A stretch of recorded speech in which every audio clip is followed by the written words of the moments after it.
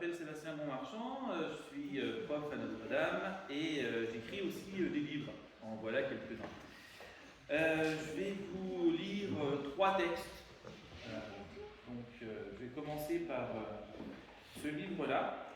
Celui-là, c'était un des 2 que je dédicaçais aujourd'hui. Ça s'intitule donc Rémi ne parlera plus, mais j'écouterai ses signes. Donc c'est un de mes derniers livres, dans lequel en fait je reviens sur la disparition de mon meilleur ami quand on avait 16 ans. Il s'est tué en moto en 1999. Et dans ce livre, en fait, que j'ai écrit à l'occasion des 25 ans, je reviens à la fois sur notre relation et sur, on va dire, la présence de lui que je continue à ressentir au travers de signes. Et je vais commencer par un poème, parce que donc, ce texte qui se veut autobiographique a comme particularité en fait d'alterner des poèmes que j'ai écrits pendant ces 25 ans avec des récits donc, que j'ai écrits à l'occasion de l'anniversaire. Et le premier que je vais vous lire s'intitule, il est là, il s'intitule Le 15 janvier. C'est le titre. Pourquoi le 15 janvier? Parce que c'est la Saint-Rémy.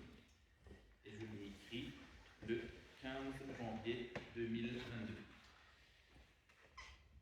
Chaque jour porte à son veston, tout chiffonné, le nom de ceux que nous aimons. Et cette garde-robe, alignée, chaque soir se dérobe, résignée.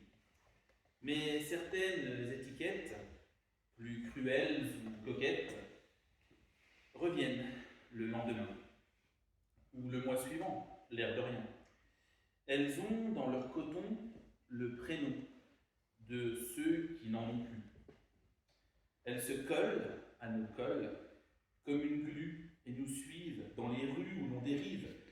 Mais il arrive parfois, comme si nous étions rois, que sur ce calendrier de nos vies, plein comme un cendrier, cette date qui crie devienne muette face à un moment vedette.